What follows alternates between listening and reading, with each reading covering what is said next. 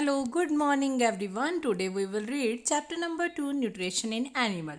इस चैप्टर का बेटा जो फर्स्ट पार्ट था हम कल लास्ट वीडियो में रीड आउट कर चुके थे फर्स्ट पार्ट। ओके, तो आज हम नेक्स्ट रीड करेंगे जो है हमारी video number 2।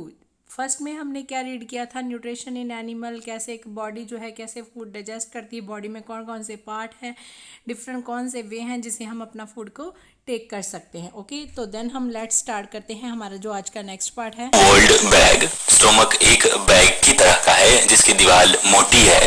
Its shape is like a flattened J and it is the widest part of the elementary canal. अगर आप स्टोमक के शेप को देखें तो ये एक जे की तरह का लगता है। जे को अगर फैला दिया जाए तो ये स्टोमक की तरह बन जाएगा और ये हमारे पूरे एलिमेंटरी कैनाल का सबसे चौड़ा पार्ट है, सबसे वाइडेस्ट पार्ट है। It receives the food from the food pipe at one end and opens into the small intestine at the other end. Stomach में दो सिरे होते हैं, एक सिरा जिससे फूड पाइप लगा हुआ होता है जहां से फूड एंटर करता है और दूसरा सिरा स्मॉल इंटेस्टाइन से जुड़ा हुआ होता है और यहाँ से फूड स्मॉल इंटेस्टाइन में चला जाता है। The inner lining of the stomach secretes mucus, hydrochloric acid and digestive juices. Stomach के अंदर की जो दीवार है वो डाइजेस्टिव जूसेस, हाइड्रोक्लोरिक एसिड और म्यूकस सिक्रेट करती है, इसे हमारे फूड के साथ मिक्स करती है। उसके बाद ये स्मॉल इंटेस्टाइन में जाता है। The mucus protects the lining of the stomach. Hydrochloric acid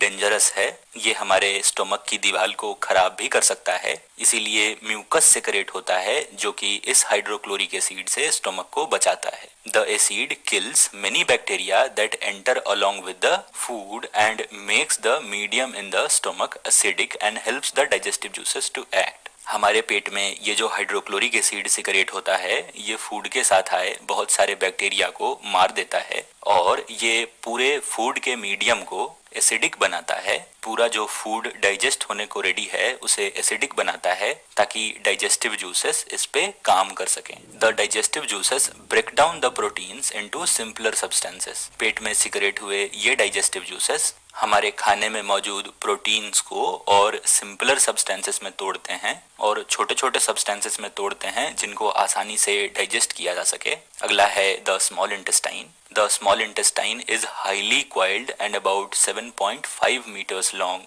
Small intestine की फिगर अगर आप देखेंगे तो यह है हमारा स्मॉल इंटेस्टाइन जो घुमावदार स्ट्रक्चर है और इसकी लंबाई 7.5 मीटर्स होती है। It receives secretion from liver and the pancreas. इस स्मॉल इंटेस्टाइन में कुछ डाइजेस्टिव जूसेस लिवर और पेनक्रियाज से भी आते हैं। आप देखेंगे पेनक्रियाज यहाँ लगा है और लिवर हमारा कुछ यहाँ है, तो कुछ जूसेस इन लिवर और पेनक्रियाज से स्मॉल इंटेस्टाइन में आते हैं फूड को डाइजेस्ट करने के लिए। Besides, its wall also secrete juices. Liver और पेनक्रियाज के जूसेस के अलावा स्मॉल इंटेस्टाइन का वॉल भी बहुत सारे जूसेस सिक्रेट करता है जिससे खाने को पचाया जा सके। The liver is a reddish brown gland situated in the upper part of the abdomen on the right side. Liver हमारा रेडिश ब्राउन कलर का होता है और यह हमारे पेट के ऊपरी हिस्से में लगा होता है राइट साइड में। It is the largest gland in the body. Liver हमारे शरीर में पाया जाने वाला सबसे बड़ा ग्लैंड है।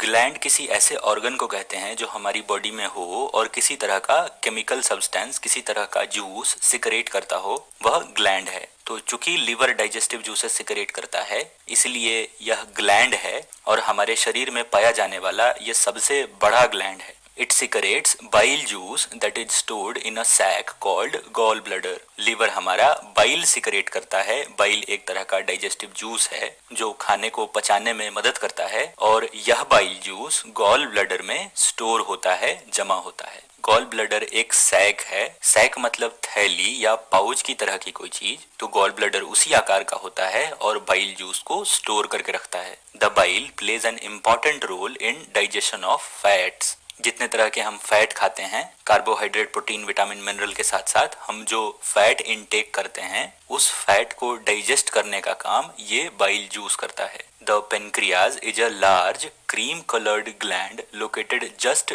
Below the stomach. हमारे स्टोमक के जस्ट नीचे पेनक्रियाज होता है, ये क्रीम कलर का होता है। The pancreatic juice acts on carbohydrates, fats and proteins and changes them into simpler forms. Pancreas जो जूस सिक्रेट करता है उसे पेनक्रियाटिक जूस कहेंगे और यह जूस कार्बोहाइड्रेट, फैट और प्रोटीन्स को तोड़ने का काम करता है, उन्हें और सिंपलर फॉर्म्स में, आसान फॉर्म्स में, छोटे छोटे फॉर्म्स में तोड़ता है ताकि वे डाइजेस्ट हो सकें। यहाँ एक कहानी है इस बॉक्स में। एक आदमी थे जिनका नाम एलेक्स सेंट मार्टिन था, जिन्हें एक बार शॉटगन से यहाँ गोली लग गई थी और यहाँ उनके चेस्ट में एक होल हो गया था जिससे उनके अंदर के ऑर्गन्स दिखाई दे रहे थे। और एक डॉक्टर जिनका नाम विलियम बेमोंट था, उन्होंने इस चीज को ऑब्जर्व किया और स्टोमक के बारे में और भी चीजें पता की कि फूड का डाइजेशन किस तरह होता है। आइए हम आगे देखें। The partly digested food now reaches the lower part of small intestine where the intestinal juices completes the digestion of all components of the food. तो अभी हमारा फूड स्मॉल इंटेस्टाइन में है, स्टोमक से वो स्मॉल इंटेस्टाइन में गया था।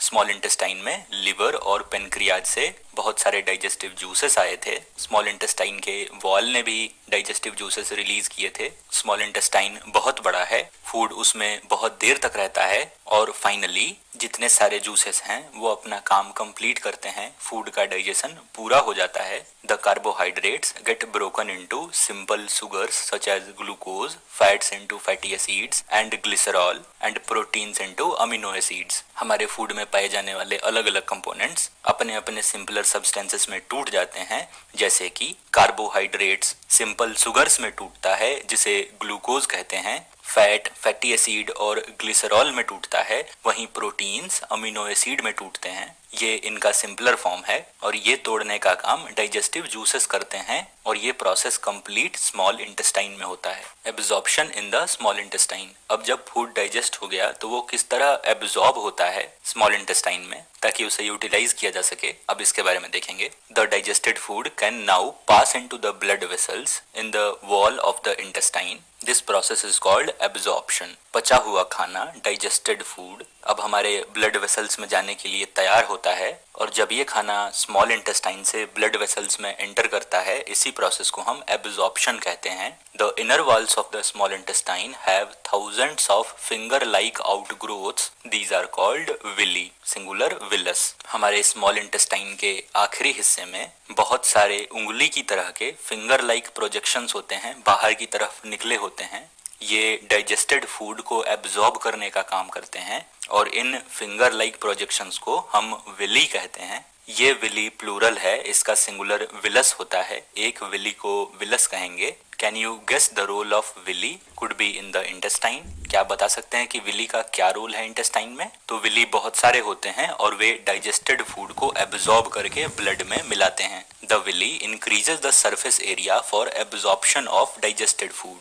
विली के बहुत सारे होने से फूड के एब्जॉर्ब होने का एरिया बढ़ जाता है। अगर एक ही विली होता तो फूड को एब्जॉर्ब करने में बहुत टाइम लगता। बहुत सारे विली आसानी से फूड को एब्जॉर्ब कर लेते हैं। Each villus has a network of thin and small blood vessels close to its surface. हर विली खून की नली से ब्लड वेसल से जुड़ा होता है। The surface of the villi absorbs the digested food material. Villi का बाहर का हिस्सा पचे हुए फूड को, डाइजेस्टेड फूड को एब्जॉर्ब करता है। The absorbed substances are transported via the blood vessels to different organs of the body where they are used to build complex substances such as the proteins required by the body. This is called assimilation. Villi के द्वारा blood vessels में absorbed food हमारे शरीर के अलग अलग organs तक पहुंचता है और वहां वे सिंपलर सब्सटेंसेस मिलके कॉम्प्लेक्स सब्सटेंसेस भी बनाते हैं। जैसे कि अगर किसी ऑर्गन को प्रोटीन चाहिए तो प्रोटीन वहां बनता है सिंपलर सब्सटेंसेस के हेल्प से और इस प्रोसेस को एसिमिलेशन कहते हैं।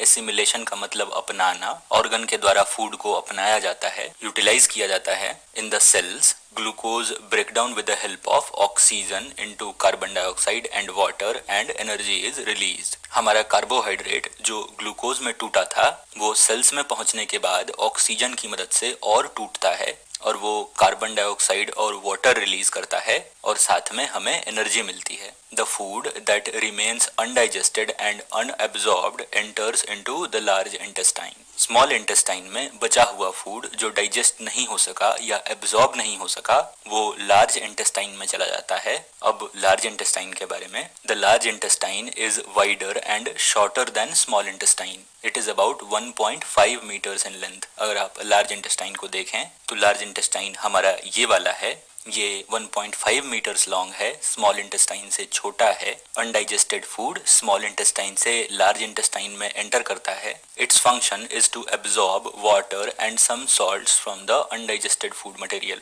लार्ज इंटेस्टाइन का काम है कि अनडाइजेस्टेड फूड से वाटर और कुछ नमक, कुछ सॉल्ट एब्जॉर्ब कर ले। The remaining waste passes into the rectum and remains there as semi solid faeces. बचा हुआ खाना, बचा हुआ अनडाइजेस्टेड फूड रेक्टम में चला जाता है और वहां सेमी सॉलिड फॉर्म में रहता है। The faecal matter is removed through the anus from time to time. This is called egestion. Undigested food जो हम अपने शरीर से बाहर निकालते हैं वही फेसियल मैटर है और उस प्रोसेस को इजेशन कहते हैं। एक सिमिलर नेम हमने इंजेशन पढ़ा था। इंजेशन फूड के इनटेक को कहते हैं और इजेशन अनडाइजेस्टेड फूड के शरीर से बाहर निकलने को कहते हैं। तो आप इन दोनों में कंफ्यूज ना हो, इंजेशन और इजेशन। इजेशन मतलब बाहर निकलना, इंजेशन मतलब अंदर आना। 2.3 डाइजेशन इन ग्रास ईटिंग एनिमल्स। घास खाने वाले जानवरों में किस तरह डाइजेशन होता है उसके बारे में। Have you observed cows, buffaloes and other grass eating animals chewing continuously even when they are not eating?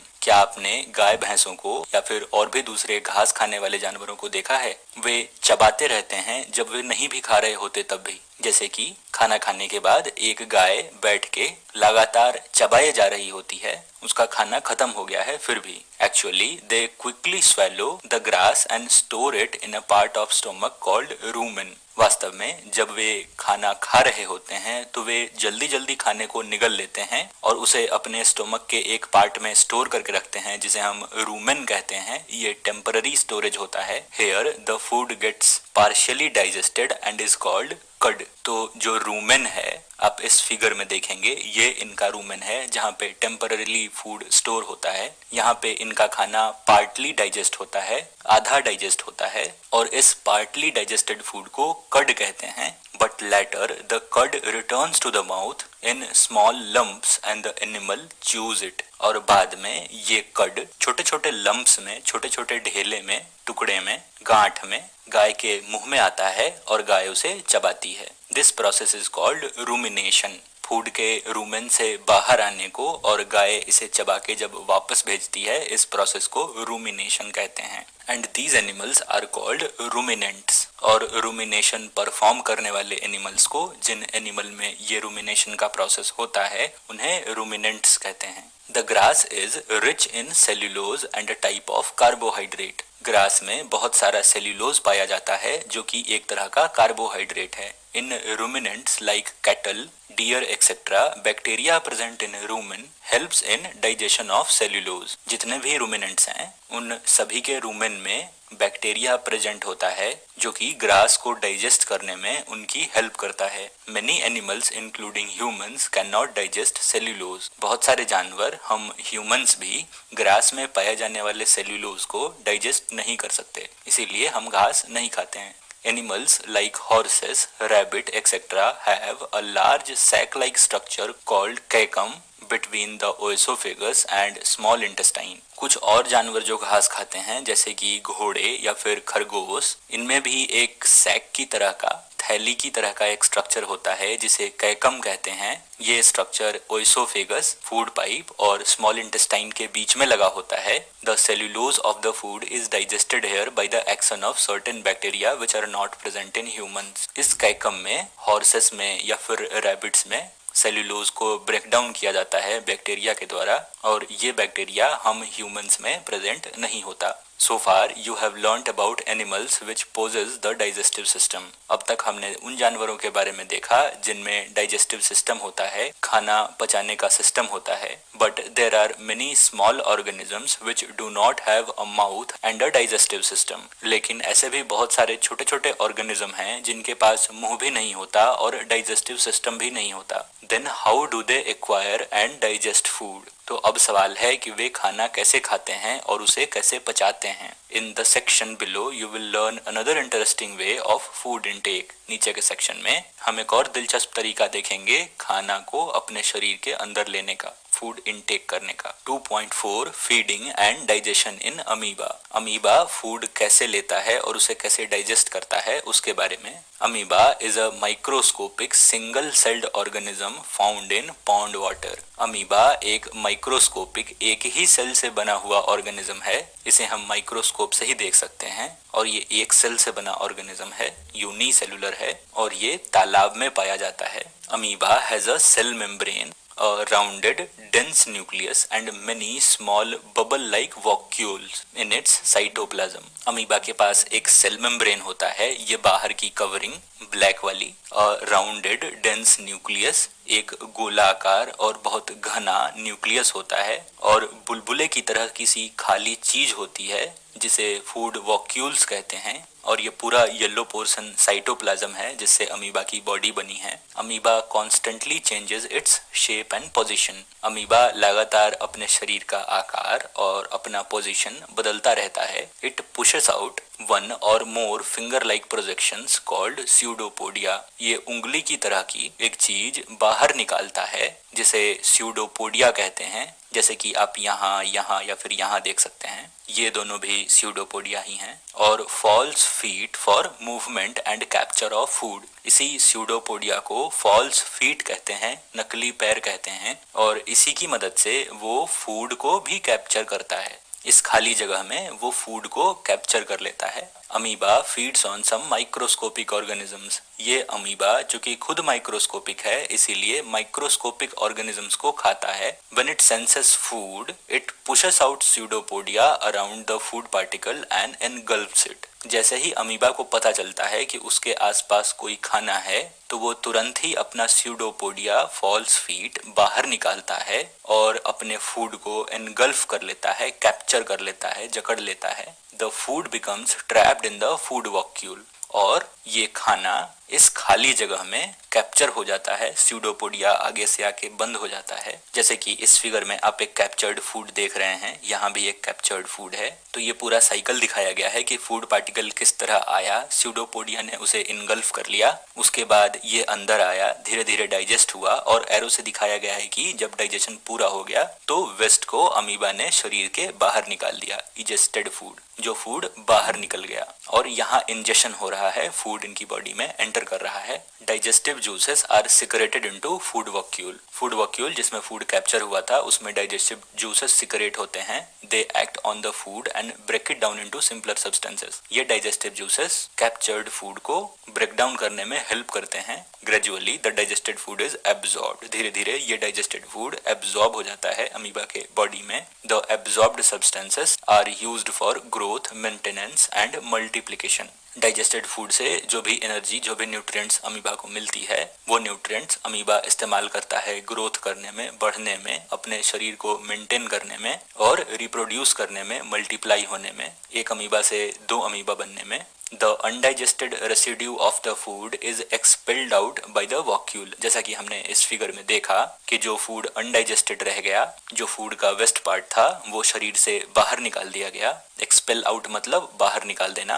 The basic process of digestion of food and release of energy is the same in all animals. सभी जानवरों में खाना खाने का और उस खाने से एनर्जी ऑब्टेन करने का यही तरीका है। सभी जानवर फूड का इनटेक करते हैं, अपने शरीर में फूड लेते हैं, उसके बाद उसे डाइजेस्ट करते हैं, जो एनर्जी मिलती है उसका इस्तेमाल करते हैं, जो न्यूट्रिएंट्स मिलता है उससे अपने शरीर को बिल्ड करने में, अपने बॉडी ग्रोथ के लिए, रिप्रोड्यूस करने के लिए या और भी दूसरे कामों के लिए इस्तेमाल करते हैं। और फाइनली जो लेफ्ट ओवर फूड होता है, जो यूटिलाइज नहीं हो सका, उसे शरीर के बाहर निकाल दिया जाता है। इन latter chapter you will learn about the transport of food absorbed by the intestine to various parts of the body। आगे के चैप्टर्स में हम देखेंगे कि स्मॉल इंटेस्टाइन से जो फूड एब्जॉर्ब हुआ वो शरीर के अलग अलग हिस्सों में, अलग अलग ऑर्गन्स में किस तरह पहुंचा, ये ट्रांसपोर्ट किस तरह हुआ, इसके बारे में जानेंगे। तो इसी के साथ खत्म होता है हमारा ये चैप्टर। मुझे उम्मीद है आपको ये समझ आया होगा। अगर आपका कोई भी क्वेश्चन है तो